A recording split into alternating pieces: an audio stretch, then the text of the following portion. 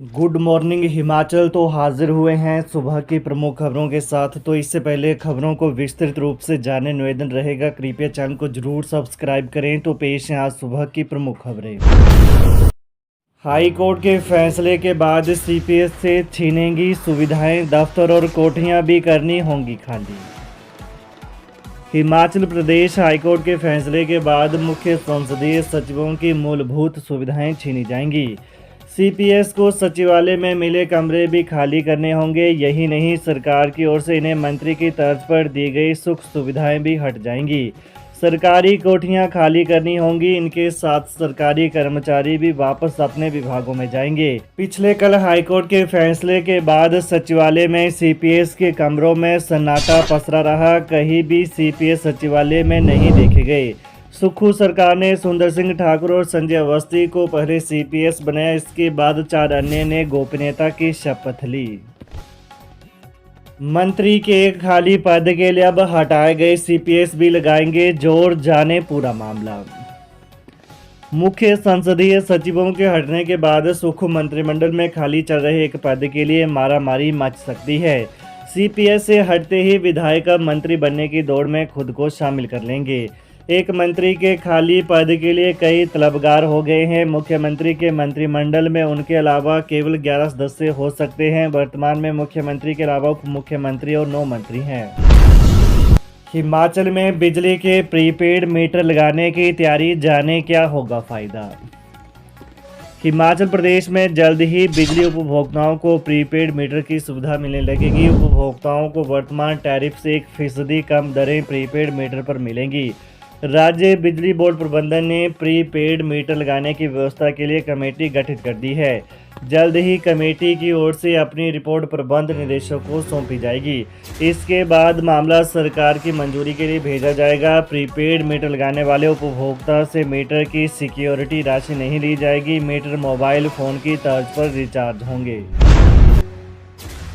SHO और एचएएसआई के घर में विजिलेंस की दबिश, दोनों के घर से नहीं मिली नकदी। रिश्वत मामले में राज्य सतर्कता एवं भ्रष्टाचार निरोधक ब्यूरो यानी विजिलेंस की टीम आरोपी एसएचओ, पद्धर एसआई और थाना में ही तैनात एचएएसआई से लगातार पूछताछ कर रही है। इसी बीच विजिलेंस टीम ने एसआई और एचएएसआई के घर में दबिश देकर विभिन्न चीजों को लेकर जानकारी जुटाई। निरीक्षण के दौरान आवश्यक दस्तावेज भी कब्जे में लिए। इस दौरान घर से नकदी बरामद नहीं हुई है। एसआई कांगड़ा और एचएएसआई मंडी जिले का रहने वाला है। दोनों के घरों में दबिश देकर विजिलेंस ने नियमानुसार कार्रवाई अमल पर लाई। वहीं विजिलेंस दोनों ही आरोपियों से कड़ी पूछताछ कर तथ्य जुटा रही है। शिकायतकर्ता के आरोपों के अनुसार हर तथ्यों को क्रॉस चेक भी किया जा रहा है। शिकायतकर्ता की तरफ से रिश्वत मांगने के आरोप की शिकायत देने के बाद विजिलेंस ने केस का आधार बनाने के लिए रिकॉर्डर में शिकायतकर्ता व एसएचओ की रिकॉर्डिंग की है, जिसकी भी वेरिफिकेशन आवाज मिलान से होगी। तकनीकी शिक्षा बोर्ड ने लिया फैसला, अब पेपर नहीं कंप्यूटर पर होंगी एससीवीटी की परीक्षाएं। हिमाचल प्रदेश तकनीकी शिक्षा बोर्ड ने औद्योगिक प्रशिक्षण संस्थानों में state council of vocational training यानी एससीवीटी की परीक्षाएं ऑनलाइन करवाने का फैसला लिया है। इसके कारण जहां कागजों की बचत होगी तो वहीं परिणाम भी समय पर निकाला जा सकेगा। बता दें कि तकनीकी शिक्षा बोर्ड की ओर से हर वर्ष औद्योगिक प्रशिक्षण संस्थानों में एससीवीटी परीक्षा ऑफलाइन मोड पर करवाई जाती है। इस प्रणाली में समय के साथ साथ आर्थिक नुकसान भी हो रहा है, लिहाजा बोर्ड ने बदलाव करते हुए परीक्षा का संचालन ऑनलाइन मोड पर करवाने का फैसला लिया है। इसके लिए बोर्ड की ओर से पूरी तैयारियां कर ली गई हैं। इस बार से अब ऑनलाइन ही परीक्षाएं करवाई जाएंगी।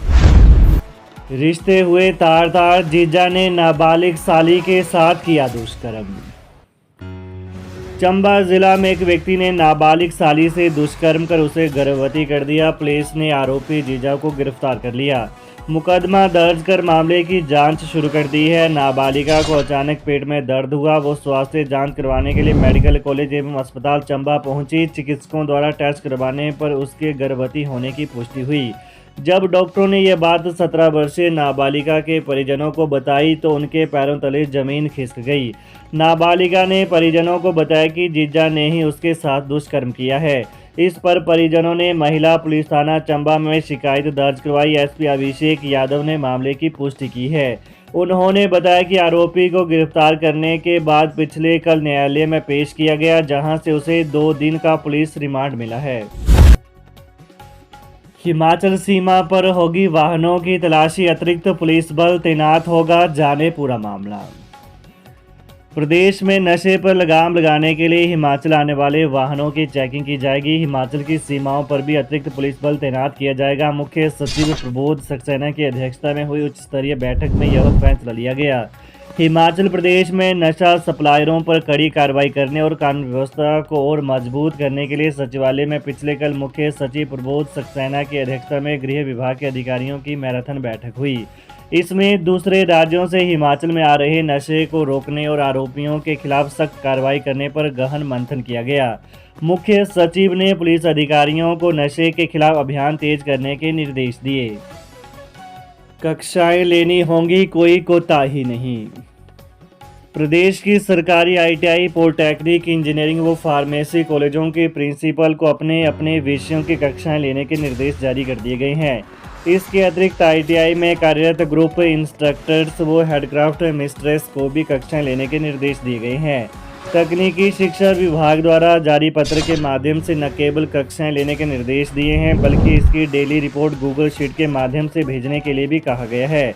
वहीं इन आदेशों पर कर्मचारियों द्वारा दबी जुबान से विरोध होना शुरू हो गया है। प्रदेश में कुल 176 तकनीकी शिक्षा से जुड़े संस्थान स्थापित हैं। इनमें 150 ITI, 16 polytechnic college, 5 engineering college व 5 फार्मेसी कॉलेज शामिल हैं। मानवता हुई शर्मसार, हिमाचल में यहां पेड़ के नीचे मिली नवजात।